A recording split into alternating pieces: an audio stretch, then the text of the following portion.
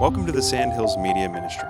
We hope this production encourages and challenges you to live a more Christ-centered life. So good. All right. Well, today we're going to be in 1 Samuel again. If you have your Bibles handy, open up to 1 Samuel chapter 25. 1 Samuel 25. Now, no surprise, of course, that 1 Samuel 25 comes on the heels of 1 Samuel 24. And in chapter 24, what we saw was David is on the run. And so David had hidden out in a cave, and Saul came in and left himself exposed. And David had the opportunity to take out his enemy, but he did not. And his language was something like, I will not lift my hand against the Lord's anointed. And literally meaning anointed, that Saul had been chosen by God through the prophet and high priest Samuel to be anointed to be the first monarch in all of Israel. And but through a series of circumstances, he has come to hate David, and he wants David dead, and so he's pursuing him to kill him. Last chapter was all about how David would not take advantage to bring vengeance upon his enemy. He's trusting the Lord. And then we culminated last week with a peek at the New Testament teaching of Christ in Matthew chapter 5, the Sermon on the Mount, where we learn to turn the other cheek when it comes to those who are trying to take advantage of us. Anyway, this week is going to be a lesson that's in the same vein, but a different thing going on here. So 1 Samuel chapter 25, just turn there. But let me ask you this question as we get going. What do you do when somebody deserves the wrath of God and you intend to bring it? Like, what do you, well, like you got this person, like we're living in a fallen world, broken world. All of us are surrounded by evil people, but sometimes those evil people end up in your orbit, and you want judgment to come on them harshly, and you're willing to contribute, right? So that's what today is going to be about. We're going to see David wrestle through that, and then we'll talk about how we can wrestle through it. And the theme today is anger redeemed and anger restrained. That's what we're going to be seeing as we read through this. So we're in 1 Samuel chapter 25. Let's start off with verse 1. Now Samuel died, and all Israel assembled and mourned for him. And they buried him in the house at Ramah. All right, so to start this off, so Samuel dies. So Samuel was the high priest. He was the prophet of Israel. He's the one who anointed Saul to be the first king. And now he has died, and they buried him in his house. Now, I said in the first service, 8 o'clock service, I was like, I don't know what that means, buried him in his house. I mean, maybe they bulldozed the house on top of him when they buried him in it or whatever, ha, ha, ha. But we don't know. And so after first service was over, a woman from Nigeria comes up to me, and she says, all right, let me tell you a little bit about Nigerian culture. She said, in Nigeria, we bury them in the house. And so she said, my grandpa had his room off the house. They had dirt floors. My grandpa had his room off the house. When he died, we buried him in the floor, and we kept on. So grandpa is still at home. A little just something for you to consider as you consider end-of-life things for your family. Maybe something you'd like to practice. All right. So here they bury him at his house at Ramah. Then David rose and he went down to the wilderness of Paran. And so he's trying to get away probably further still from Saul. And I didn't put the map up this morning. I apologize for that. So what he does is he goes to the southernmost part of Israel. So if you're familiar with Israel a little bit, bordered on the western shore by the Mediterranean Sea, bordered on the eastern side towards the North Sea of Galilee, South Dead Sea, Jordan River becoming kind of a barrier there, natural barrier. If you go all the way to the south of Israel, you start running into northern Africa and Egypt. And so he goes down to what is the northernmost part of the Sinai Peninsula is where they would be. So he's hiding out there trying to stay far away from Saul, who is hunting him to kill him. All right, so we're going to walk into something here, but what we will see develop here is what I would call a reasonable request. A reasonable request is about to come. All right, so there was a man in Maon whose business was in Carmel. The man was very rich. He had 3,000 sheep and 1,000 goats. He was shearing his sheep in Carmel. Now the name of the man was Nabal, and the name of his wife Abigail. The woman was discerning and beautiful, but the man was harsh and badly behaved. He was a Calebite. All right, so introduced to a couple of characters here, Nabal and Abigail. So Nabal is a rich jerk. That's exactly what he is. He's a Calebite. Now, it means either he was descended directly from Caleb, like this is part of this heritage, his family land. He's here, and he's become rich through all of that being handed down. Or he's such a jerk that they just call him a Calebite, because a Calebite was a derogatory term. And if you didn't like somebody and you thought they were harsh and snotty, you'd be like, that guy's a Calebite, right? It just became, can you imagine a whole people group? They just all automatically, they're gruff, they're difficult people, they're Calebites. But Nabal, his name in Hebrew actually means foolish or senseless. Now, we can talk about what kind of parent gives their kid a bad name, but some of you would like to argue with your own parents over whatever name you have, or some of you parents did that to your kids, so, that's on you. But probably they didn't name him Fool. Probably what it is he had a different name, maybe in another language, the language of his parents, that sounded in Hebrew like the word for fool. Maybe something like that. But anyway, that's his name. But he's a rich and arrogant jerk. Abigail, on the other hand, is just a beautiful and wise woman. And this is a mismatched marriage. And you've met these people, right? You've met these people where you will see two people together and they're married. They're like, hey, this is my husband, this is my wife. And you're like, how did he get her? Like, that dude's got to be rich or something. Because, like, he's kind of a jerk and pretty ugly, and she's amazing. Like, so how does this thing work out? So this is a mismatched couple. We're familiar with mismatched couples a little bit. Let's read more about this couple, starting at verse 4. So David heard in the wilderness that Nabal was shearing his sheep. So David sent 10 young men, and David said to the young men, go up to Carmel and go to Nabal and greet him in my name. And thus you shall greet him, peace be to you, and peace be to your house, and peace be to all that you have. I hear that you have shearers. Now your shepherds have been with us, and we did them no harm, and they missed nothing all the time they were in Carmel. Ask your young men, and they will tell you. Therefore let my young men find favor in your eyes, for we have come on a feast day. Please give whatever you have at hand to your servants and to your son David.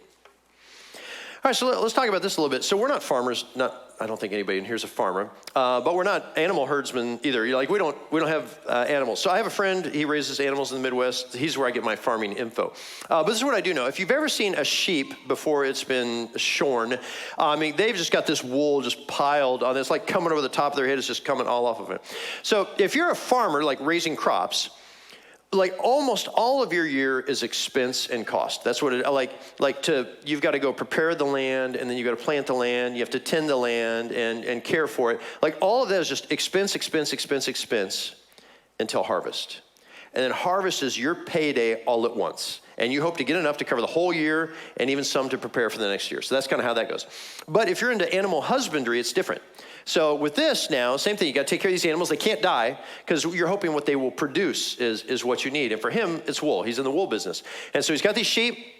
They're all getting all floofed out, and it is time to harvest the wool. So it's a big job. And today, if you've ever seen it, people do it. They get these big shearers, and they just kind of, and they buzz the sheep, and all this stuff just comes off in lumps.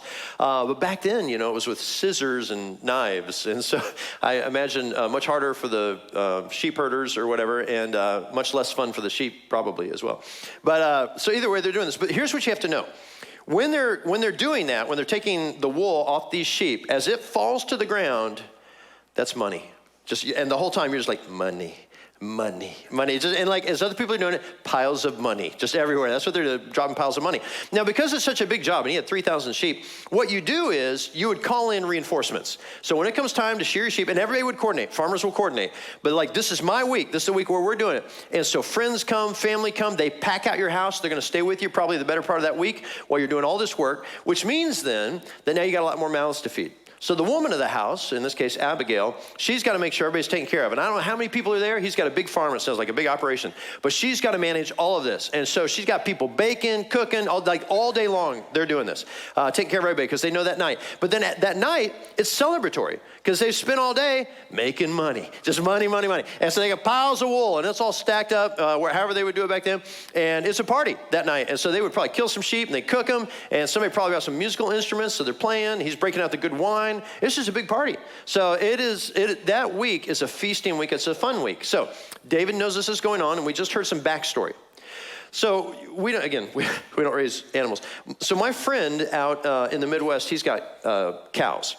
And what he does is he has several pastures. And so the cows will stay in one pasture for a while, and then he opens up another pasture, and then he herds them into that, and then they stay in that pasture, and they eat in there for a while, and then he closes off the ones so they can't come back to it.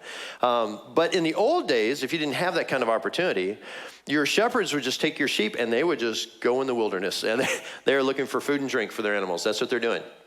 Now, the problem with that, of course, is like there's no pins out there. There's no fences out there. When you're in the wilderness, you're in the wilderness.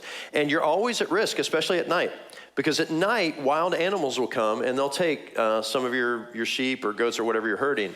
I live in Spring Valley. We have coyotes in Spring Valley. They're like literally taking people's pets and, rabbits and stuff like that. So like it's a real thing in the city of Columbia today in the 21st century, let alone back then. So that's a real risk. But then also people would come and they'd steal your stuff. They come steal your sheep. People would sneak in at night and carry off a sheep, which I think would be funny to see, but that's another story. So like they would come steal stuff and like it's a thing. So they're out there in the wilderness. As they're going around, they run into David and his men. So David and his men are out there. And now remember David and his men. He has 600 men and they're all soldiers. And they are on the run from Saul and they're running for their lives. And so probably it is very likely that they sleep in shifts. They're alert all the time. They're keeping their training up. They know at any moment they could go into battle again. In fact, that's what they do. They're kind of battle for hire or battle at will. They'll go fight the Philistines or whoever's invading. So like they're ready. And so they run into each other. And this is just a beautiful relationship immediately occurs. There's these shepherds. They're kind of like wary. And they run into these soldiers. And the soldiers are like, listen, we're up all night anyway. We work in shifts. And we're always afraid for our own lives. And so it would be good for you guys if you just stayed with us. Just stay in our midst and we'll guard you too. And they're like, that is awesome. So they have this wonderful relationship. So after that's over, this is all going on. It's shearing time, and David knows. Time of feasting, time of fun. He's in good spirits. We helped him get there. Like you could actually say we've kind of earned him some of that money because we helped protect those sheep. He's got sheep bearing wool that might not have made it if we hadn't protected them. And so he just sends a note, and he's so kind about it. If you heard his words, I love it. He's like, listen, peace be to you. Peace be to your house. Peace be to all that you have. You get to the end of verse 8, and he says, please give whatever you have at hand to your servants and to your son David. So last week when he was interacting with Saul, he called Saul father. Father called David son. Now, we talked about that can be familial, but it's not always familial, that in the context of relationships, you could use it to show a subordinate position, and that's what David is doing. He's introducing himself as a subordinate, just saying like, hey, I'm your son. Like, I recognize you're the man, you're the top dog, you got the wealth, you got the land, you're the dude. I'm just asking. And he didn't even ask for a bunch. He sends 10 guys, 10 to represent his 600. He's not asking to feed 600 people. He's like, can you just give me a little bit of your blessing? Because David's got to figure out, how do I provide for these men? They're wandering the wilderness. They're not like making money. They've got to take, whatever they can get. And so he's like, can you give us just a little handout? And actually, we've kind of done a service for you. And David might even be thinking, this could be an ongoing relationship. Like, we could take care of you guys all year long because we're out here, and maybe you could kind of help us out when you get a chance. So that's what he's thinking. So he just made a request. It's a reasonable and kind request. And what does he receive in return except a robust rebuke? Go to verse 9. So when David's young men came, they said all this to Nabal in the name of David, and then they waited. All right, so they waited because most of this work was done through emissaries. And so David would send some of his boys. So his boys would go in, and they would talk to some of Nabal's boys. And then they would hear the message, and then those boys would take the message back to Nabal. So that's what's going on. Verse 10. And Nabal answered David's servants, who's David? Who's the son of Jesse? There are many servants these days who are breaking away from their masters. Shall I take my bread and my water and my meat that I have killed for my shearers and give it to men who come from I do not know where? Okay. Well, that's an interesting response. Now, clearly derogatory in all that he was saying, like, who is David? Who's the son of Jesse? The son of Jesse. I mean, like, that's like when Saul used those same words, who's the son of Jesse, it was condemnatory. It's a put down. And so now he's using the same language. But even so, he's like, yeah, hey, there are many servants running away from their masters. So clearly siding with Saul to say, David's some sort of rebel. I side with Saul. I'm not for you, dude. And so he does a put down, but this is a harsh put down. But in case he's curious, we could remind him of who David is. David is the former general of the entire army of Israel. He is the kid who growing up would face wild animals barehanded or just a sling in his hand. David is the guy who, when all of Israel's army was afraid, he all by himself went toe to toe with Goliath with only a sling. This is the guy who has led multiple campaigns against invading armies. This is your 200 foreskin guy, to reference a previous story. This is a UFC prize fighter. I mean, this is a beast. This is a war hero. David is the man. Do you want to know who he is? That's who he is. And you know what else he is? He's the guy that can kick your butt. That's who he is. And this dude is just acting like he's got no clue about who David is or what's going on. And so he puts him down. So this is, again, what we continue to learn. Nabal is a certified jerk. That's what's going on. And can you imagine if you're one of his men? So you go to David, and especially if you'd been out there, David just shares, hey, peace to you, peace to your house, all this kind of stuff. Hey, would you tell him his son David is here? Can I just have a little bit of your stuff? And if you're one of the guys who knows the story, you're thinking, David, dude, you're a great guy. And you're the people that you're with. You're great guys. Like, you're generous, you're kind, we'll go tell him. So they go to Nabal, but they know Nabal. They know.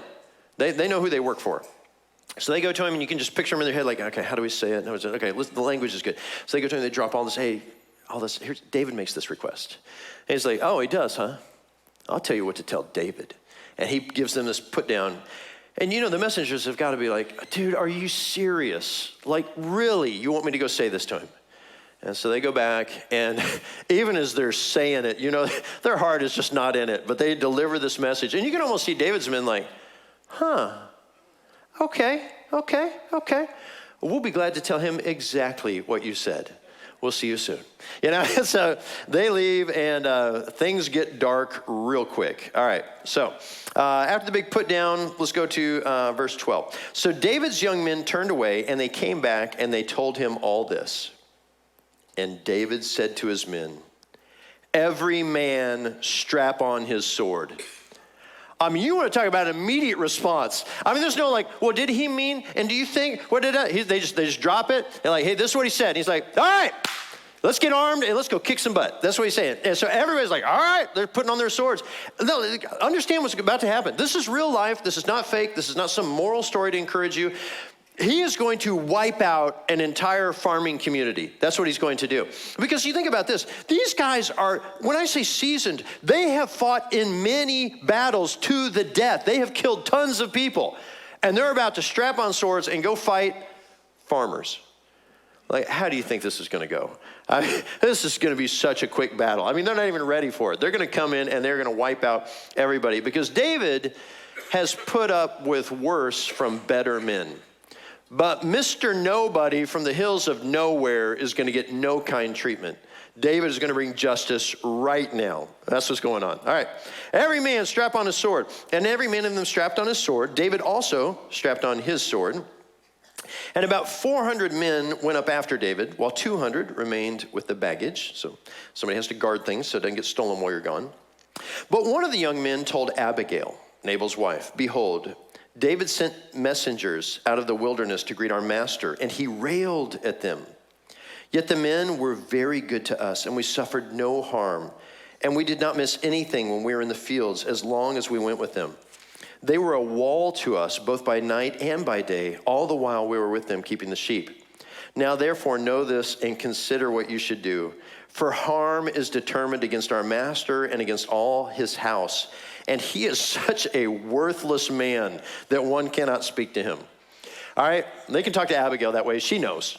So, and I mean, I'm just picturing this whole story here. So Abby, with all that she's got going on, right? She's got, managing a whole house. There's women, children running everywhere, dudes everywhere. And she's like, you know how it is if you've ever seen mom take over a kitchen at the holidays. And it's like, okay, we need to be doing this. And you got to put this in and we're going to go here and you work on that. So she's just got this whole going. And we don't know how many people, 20, 30, 40, 50, hundreds of people. We don't know. Like, she's managing a lot going on there.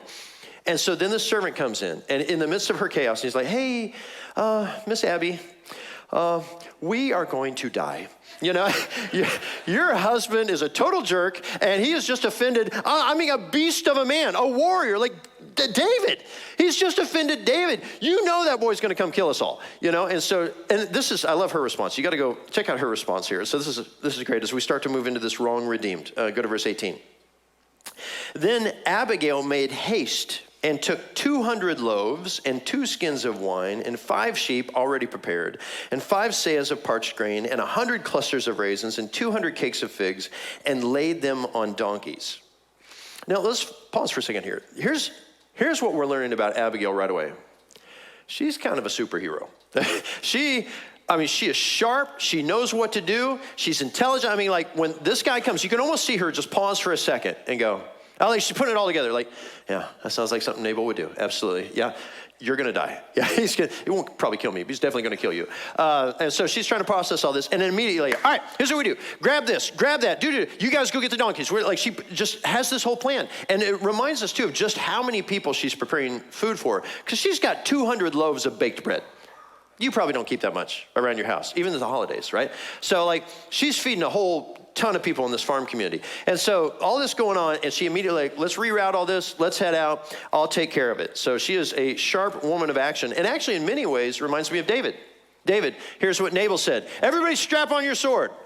Servant, hey, Abby, we're going to die. She's like, all right, grab this, grab the donkeys. Like just the same woman of action. She is like a female version of David. All right, going forward. So she tells the young man, go on before me. Behold, I come after you. But she did not tell her husband Nabal. And as she rode on the donkey and came down under cover of the mountain, behold, David and his men came down toward her, and she met them. All right, let's just pause there for a second. And we'll do a kind of a little brief aside here. Because I feel like there's something you need to hear today that it's important for me to be reminded of. I think important for you to hear. Evil people reap their own reward. All right? Evil people reap their own reward. I want to let you know that. Because in your lifetime, if it's not current, it's certainly been past or is coming in your future, evil people are just going to end up in your orbit. And they are going to mean you harm and your family harm. And there's part of it where we just feel so helpless in the middle of it. And I want to remind you of this. Like God sees this. He hears this. One of the things we've got to make sure we do is we've got to stop living as though God is unaware or unsympathetic of what we're going through. Like he does, he sees it, he knows. I just don't want you to feel like he doesn't. So for us, I had a story I've shared in here in the past, but we once lived next door to a wicked neighbor. I mean, just a wicked neighbor. He was a young man who was living in his grandfather's house. He was evil. He was taking advantage of his grandfather. And he would have his boys over there and his girlfriends over there. And they were just wicked to me and my family the whole time. They were mean-spirited. They were harsh. My kids would come home from school, get out of their cars, and be cursed at as they were heading into the house by the neighbor. I remember one day coming home, and I came out, and he and his boys were out smoking pot in the driveway, which they would just do openly every day. And then as I'm walking by, the kid of the home, this vile kid, goes, oh, there goes my racist neighbor, as I'm walking by him. And I'm like, dude, what have I ever done to you? Now, to be fair, I had called the cops on him a couple times, but, you know. But I mean, like, he was just a jerk of a guy. And so, but now I'm wrestling with this, right? Because, you know, I mean, I love Jesus. And so, like, I really want his salvation. And legitimately, before the Lord, I tell you, I've prayed often. I've prayed many, many times for his salvation. But I also prayed for his judgment. I'll be honest. And I didn't care which came first. I wanted, you know, something to happen to this kid. I didn't like him at all. But then you're wrestling with this. Like, here's another thing I'm reminded of. I told my son this because my son and I would talk about it. And of course, young man with testosterone, we were thinking the same kind of thoughts. And I was saying stuff like, here's the problem, son. Like, I have a lot to lose. Not just to mention the fact that I serve as pastor of a church, but like, you know, I've got a name with people. I've got a name in the community. I've got my reputation. I love the Lord. Like, this punk has nothing. Like, he's got nothing. He can be whatever kind of jerk he wants to, as many people as he wants. He's got nothing to lose. I have a lot to lose. So it doesn't do me any good to go toe-to-toe with this guy. And I just kept telling my son over and over, evil people are going to reap their own reward. We're just going to let that go. So this is so odd. So sometime later, the kid is gone. He's out of the house. And I run into a policeman, and I'm just having a random conversation with this police officer. And I'm sharing a little bit of my story. He's sharing a little bit of his story. And he's telling me about this thing that just happened. He's like, oh, you're not going to believe this. He said, man, I arrested this dumb kid across town. So he's telling me the story. And the kid got beat up by whoever he was dealing with, had guns on him and drugs, and he's running him in. And so he's telling me all this story. And the more he starts talking about this kid, I'm like, I feel like I know this guy. I said, now, can I ask you a question? I said, can you share with me the guy's name? Now, it's a matter of public record once you're arrested. So he said, oh, yeah. And so he tells me his name. And I was like, that's my former neighbor. Like, and I got to be honest. I mean, it's not that I was like, oh, I'm so sad for him. I mean, I was wanting to high five the Lord at that point. And the thing is, it reminded me of this. And this is what I realized. I swear, there's no other way this would happen. What are the chances? I mean, how often am I talking to a cop? Not very often, praise the Lord, right? But like, I'm having this conversation. He's telling me the story. Why would I even think it was that guy? I asked him, it is that guy. And it was a reminder to me of this, the sovereignty of God, the unseen hand of God that is still at work, though I can't see it. And that was God getting a message through to me to say and to remind you today, I see and I hear, don't act like I don't. But let me bring judgment in my time on my terms. And so that's where I learned a lesson, reminded of it. So that's what's going on here. Before we go forward, I just want you to know, a reminder, God takes care of business. That's what we'll see. Verse 20. As she rode on the donkey, she came down under the cover of the mountain. Behold, David and his men came down toward her, and she met them. Now David had said, surely in vain have I guarded all that this fellow has in the wilderness, so that nothing was missed of all that belonged to him. And he has returned to me evil for good. God do so to the enemies of David and more also, if by morning I leave so much as one male of all who belong to him.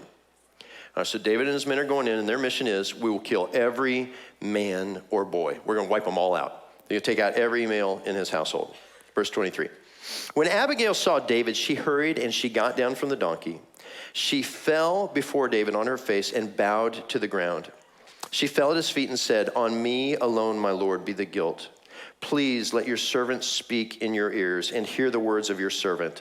Let not my Lord regard this worthless fellow Nabal, for as his name is, so is he. Nabal is his name, and folly is with him. But I, your servant, did not see the young men of my Lord whom you sent.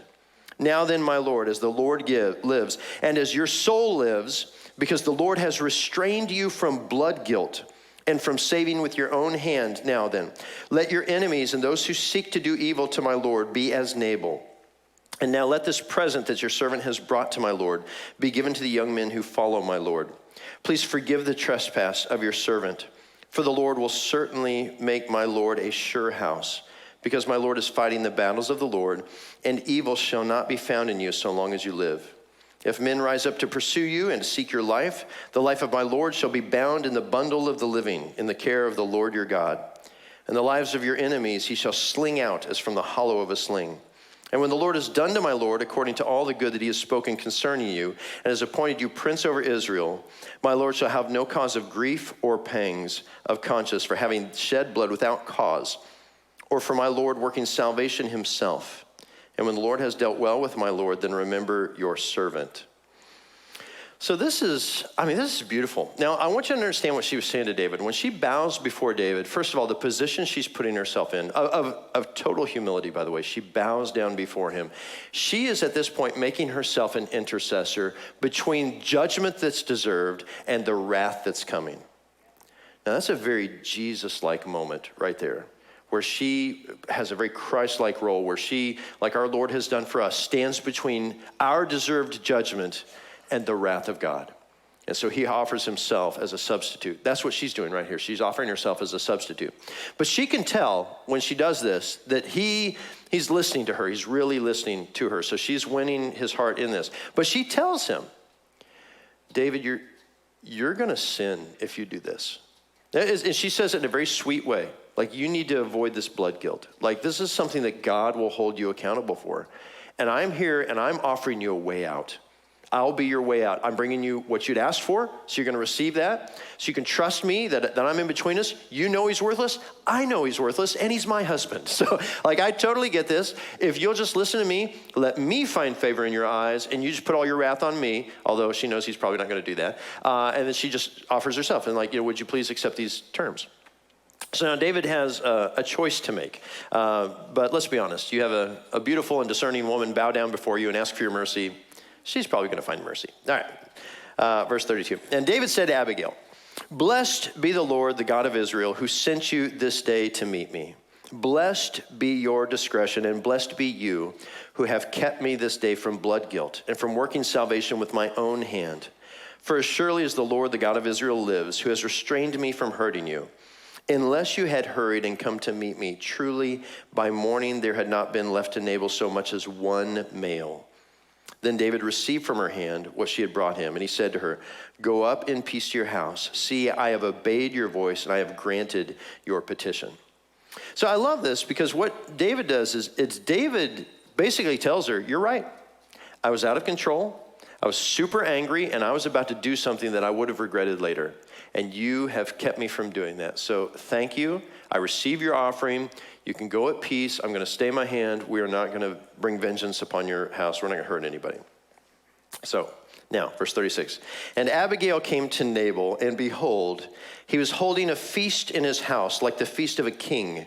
And Nabal's heart was merry within him, for he was very drunk. So she told him nothing at all until the morning light. Okay, so stop there for a second. So she comes back after jumping into action, after literally just saving every male in that home from her jerk of a husband, and when she comes home, he's drunk. What kind of look do you think was on her face when she saw him? Wouldn't you like to see that? That'd be fun to look at, I think, for just the contempt that she would have for this idiot of a husband that she is stuck with, right? I mean, just all that's going on in her. So, and then I love this too. So because he's drunk, she decides to tell him nothing until in the morning. Now, I love this. So she's going to wait till the morning. So he's been very drunk. Now, I know we're a Christian crowd, so you guys don't know what a hangover is. But let me explain to you, because I saw it in a movie one time. The next morning after you've had too much alcohol, you're not in great shape, right? You're feeling a little rough, your stomach doesn't feel right, your head doesn't feel right. That's when she chooses to tell him. Like, she is a clever woman. She's like, you know what? Let's make sure that when I bring it, he understands. And so she waits till he's at his lowest moment and tells him, "You almost died last night. I saved your life." And she drops the whole thing on him. All right. Go. So in the morning, when the wine had gone out of Nabal, his wife told him these things, and his heart died within him, and he became as a stone. And about 10 days later, the Lord struck Nabal, and he died. And now you want to talk about the vengeance of the Lord. The Lord, like the language is clear. The Lord struck Nabal. This is not just some coincidental type of thing. This is God bringing his judgment. So when we get frustrated with the evil people in our lives, all we're really negotiating with God is timing. That's what it's all about. Like, I want him to bring judgment in my time. But let's just all remind ourselves, God's timing is perfect. So when he does it, how he does it, we're going to trust him with that. But in this instance, he brought it pretty quickly. When David heard that Nabal had died, he said, "Blessed be the Lord who has avenged the insult I received at the hand of Nabal, and has kept back his servant from wrongdoing. The Lord has returned the evil of Nabal on his own head." And then David went and he spoke to Abigail to take her as his wife. When the servants of David came to Abigail at Carmel, they said to her, "David has sent us to you to take you to him as his wife." And she rose and bowed with her face to the ground and said, "Behold, your handmaid is a servant to wash the feet of the servants of my Lord." And Abigail hurried and rose and mounted a donkey, and her 5 young women attended her. She followed the messengers of David and became his wife. David also took Ahinoam of Jezreel, and both of them became his wives. Saul had been given Michal, his daughter, David's wife, to Palti, the son of Laish, who was of Gallim. All right, so a really neat story right up until the last part. You're like, oh, they come together, now he gets a wife, it's great. And then it's like, oh, he's got other wives. Well, that's a polygamous culture, so we'll let that go as it is. It's still a beautiful story. She's still in a much better situation, married to the future king. So that's all good. All right, so in the midst of this, we do learn some lessons here. We learn some lessons. So I think of the lessons learned, if we're going to try and apply these stories, one lesson I think we learn is probably this. Please listen to smart women.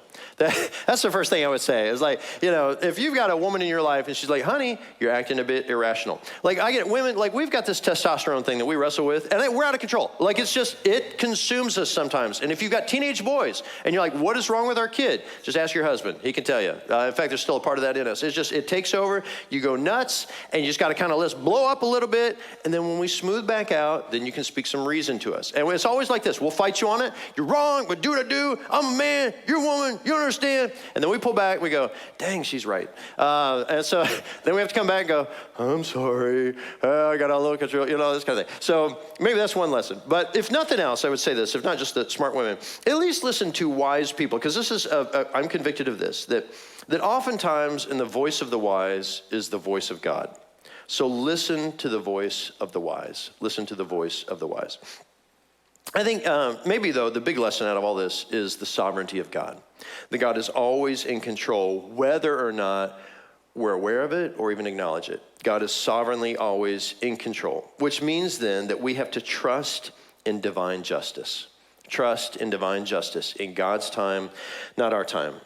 There's an encouragement to us in the book of Romans, chapter 12. Romans 12 says this, starting in verse 18. If possible, so far as it depends on you, live peaceably with all. Beloved, never avenge yourselves, but leave it to the wrath of God. For it is written, vengeance is mine, and I will repay, says the Lord. To the contrary, if your enemy is hungry, feed him. If he's thirsty, give him something to drink. For by so doing, you will heap burning coals on his head. Do not be overcome by evil, but overcome evil with good. So just like last week when we're hearing this turn the other cheek thing, it's like, you've got all these yeah buts. Well, yeah, but what if, and what if? And like, let's just let this marinate a bit. We're just going to trust that God's got a message here for you. Now, this is not a comment on whether or not you can call the police on somebody or whether or not you can defend yourself if somebody breaks into your home. Like, this is not that. This is that long-standing enemy who's in your life like my neighbor. And you've just got to trust God through the process. That's a hard thing to do. Maybe something that makes it easier is to remember this, that at one time we too were enemies of God, deserving judgment. And yet in his mercy, he showed us grace. So let's trust that God can do the same even with the enemies in our lives. Let's pray. Lord, thank you so much for that reminder this morning that no matter who's in our life, these people that we would describe as enemies, that it's very possible, Lord, that you have a plan for them that also involves their redemption in Christ. And if so, Lord, may it come and may it come quickly. But Father, if these are just evil and wicked people, then let it be this. We will withdraw our hand and even our thoughts from trying to inflict judgment on these people. And we'll allow you to be God while we'll just be people of faith. We thank you in your holy name. Amen.